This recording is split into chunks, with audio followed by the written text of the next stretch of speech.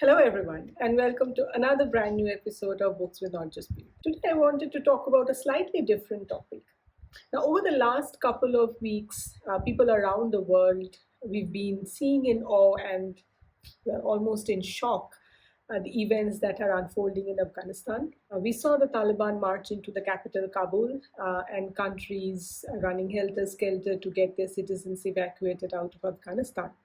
Now, I know this is not a channel talking about geopolitics, this is a channel about books. But at the same time, when we talk about literature, when we talk about the books that we read, that we write, when we talk about the stories that we imagine, these are all shaped by what we see around us. The stories, the books, our literature is a reflection of who we are, of our society, of the politics, of the people, of the science. And hence, I believe I will not be too way off the mark when I discuss about some books which give us a glimpse into the past and present of Afghanistan. And this is what today's video is all about. So if this is a topic that is interesting to you, then please do carry on watching the rest of the video.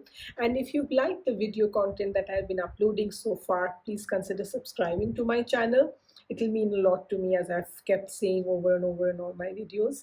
I also try to upload a video once a week, usually on a Saturday. So if you subscribe to my channel, you would get notifications as soon as I upload a new video. So I wanted to talk about some works of fiction that are either based in or have a backdrop of Afghanistan. And some of these books I have read, and some of these books have been recommended to me by my friends. Now, there are plentiful non-fictional accounts or books on Afghanistan and how it has landed up to where it is presently. But today's video, I wanted to focus on works of fiction about stories of Afghanistan narrated by people who've lived in Afghanistan for a portion of their lives. And by no means am I trying to preach people about the history of Afghanistan or recommending that these are the set of books that you must read to know all about Afghanistan. Far from it. I'm only sharing a list of books that either I have read or that I've received recommendations from, and that I would like to read in the future, which will give me a glimpse or has given me a glimpse of Afghanistan. So with that, the first book that I wanted to talk about is A Kabuliwala's Bengali Wife. Now, this is a book that was originally written in Bengali and published in the year 2005. This was written by Shushmita Bandopadhyay. Now, Shushmita Bandopadhyay was a Bengali girl who was born in Kolkata and grew up in Kolkata, and then fell in love, and married an Afghan businessman, Jabaz Khan, who was at that time visiting Kolkata. She then subsequently moves to Afghanistan with Jabaz Khan and spends a part of her life in Afghanistan between 1989 to 1995. This book is Sushmita Bandopadhyay's sort of memoir, where she talks about this life that she spent in Afghanistan. The reason I call this a work of fiction is because a large part of this narration actually goes unverified. Now, as I said, in this book, Sushmita Bandopadhyay talks about her life between 1989 and 1995 in Afghanistan and how she dramatically escaped from Afghanistan in 1995. Sushmita Bandopadhyay had two failed attempts trying to flee Afghanistan. And then she was caught and kept under house arrest, and the fatwa was issued against her name, and she was due to be executed on the 22nd of July 1995. She was then allegedly helped by a village headman and was able to escape Kabul and reached Kolkata on the 12th of August 1995. She then lived in India till 2013, and that was the period when she penned this book as well as two other books that are almost like a sequel to this particular book. And then in 2013, she decided to go back to Afghanistan, and she started working in Afghanistan as a healthcare worker. But unfortunately, on the night of the 4th of September 2013, she was allegedly abducted by the Talibanis and then killed. Talibans have since denied their hand in this killing, but that's as far as the truth goes. Now, I haven't read this book myself, but when this book was published in 2005, there was a lot of furore and a lot of excitement around this book, mainly because it sort of gave a first-hand narration of a woman, of an Indian origin woman living in Afghanistan and then dramatically fleeing Afghanistan as well. And of course, after her killing in 2013, this gained some more traction. There is a not so great English translation available of this book. But unfortunately, I haven't been able to locate it myself online. So if you do find that book, do let me know with your comments in the comment section below. This book is no work of literary art, but if you are interested to know a first-hand account of Sushmita Bandyopadhyay's time in Afghanistan and everything else that followed, maybe it's a good book for you to read. Well, incidentally, there is also a Bollywood movie out there, but personally, I rather read a book than watch the movie. But it's your choice. So with that, let us move on to book number 2. The second book is called In a Land Far From Home by Syed Mushtaba Ali.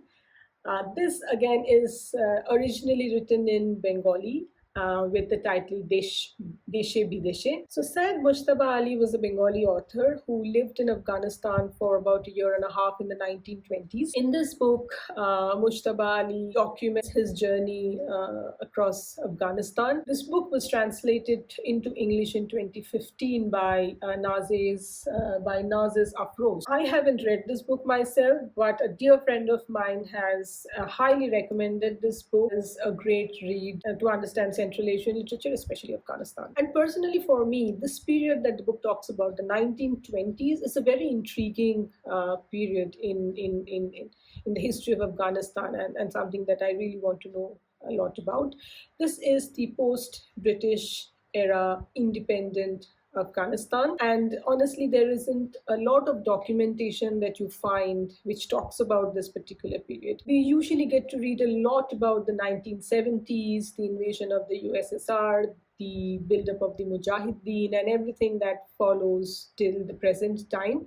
But the 1920s or before that, this is an era or this is a time which for me is very mysterious and intriguing, and I'm sure it would give a very different perspective into what Afghanistan was, and maybe a very different view of what led to where it is right now. For me, another interesting thing would be to know how the author has depicted Afghanistan, because at that time, 1920s, India was still under the British rule, but Afghanistan had just gotten freedom from the British rule in a way. And the author being Indian and moving to Afghanistan can give a very different perspective. If you have read this book, then do let me know what your thoughts were about this book. I would love to know them as well. Now, no list of fictional books on Afghanistan can be complete without the mention of Afghanistan's probably most celebrated author, Khaled Hosseini. Khaled Hosseini was born in Kabul in the 1950s. Father, I think, was a diplomat or a bureaucrat in Afghanistan at that point in time. His mother was a professor in one of the colleges. And then they subsequently emigrated to the US in the 1980s. And that was a period of time when many of the Afghans who had the wherewithal actually emigrated out of their country. So the third book on my list is the first book that Khaled Hosseini wrote. That's The Kite Runner, and which was published in 2003. Kite Runner is the story of Amir, who is a boy of a privileged class living in Kabul, and his friendship and relationship with Hassan, who is the son of the household servant. So Amir currently lives in the US, and the story is sort of told mostly in flashback, where we go back to the 1970s Afghanistan, which was going through the USSR invasion. It is a story of friendship, of guilt, of cowardice, of courage, and I would say mellow redemption towards the end. It is also a story which gives a faint glimpse of what it was to live in Afghanistan at that point in time, especially being part of the Hazara tribe. The Hazara tribe were one who were deeply persecuted by the Taliban when they took over. And while this book is definitely a work of fiction, I think that a lot of Hosseini's life gets reflected in the book. It is a brilliantly narrated story of not just one of the most tumultuous periods that Afghanistan went through, and also dives into the human heart and its many intricacies. I have read this book many years back. I still vividly remember a lot of these characters and a lot of the storyline, and I remember the emotions that I went through when I was reading this book. So I can see that this book does evoke a very strong emotion when you read it. I will highly recommend to read this book, if not for the Afghan history, but for the story that it talks about. Following the remarkable success of The Kite Runner in 2003, Khaled Hosseini published his second book in 2007. And this is the fourth book that I want to talk about, A Thousand Splendid Suns. A Thousand Splendid Suns is again set in Afghanistan, and this time it's set in the 1990s. This period is now absolutely war-torn Afghanistan. The story is about three generations of women, their courage, their resilience, and their will to persist in a world which doesn't want them to persist, and which most of us cannot even imagine. I personally think that this book sort of lacked the depth of characterization and the depth of the story that was there in The Kite Runner, because if I did lift the story out and gave it a different backdrop, maybe it will not be as excruciatingly beautiful as it was. But with Khaled Hosseini's beautiful weave of the Afghan backdrop into this book, it did turn out to be the masterpiece that it was. Between The Kite Runner and The Thousand Splendid Suns, I actually read Thousand Splendid Suns first and then read The Kite Runner. I would say The Kite Runner is so overwhelming that it might be good to read The Thousand Splendid Suns before you read The Kite Runner, because The Kite Runner sort of has the tendency of overshadowing everything that you read, your next few reads. Following the reverberating success of The Thousand Splendid Suns, Khaled Hosseini's third book came out in 2013, and that is the fifth and the final book that I want to talk about in the video. And this is And the Mountains Echoed. This book is a quick departure from the previous two books that Hosseini wrote. This book is written almost as a combination of multiple short stories narrated by different characters. So there are 9 chapters in this book, and all 9 of them have different narrators. There is an underlying plot, though, of the book, which is of Abdullah, who is a 10-year-old boy, and his 3-year-old daughter Pari, and their father, who sells off Pari to a childless couple in Kabul. Now, Abdullah absolutely loves and adores Pari, his younger sister, and as I said, that's the underlying plot of the book, and all the 9 stories or 9 narrations sort of in a way either converged into or build up or provide a background to this underlying plot. For example, the first chapter is about Sarur, who is Abdullah and Pari's father, telling Abdullah and Pari a story about a devil who asks a farmer for a sacrifice. The novel starts in 1950s and spans about 50 years, touching multiple characters and multiple subplots, again, as I said, with the underlying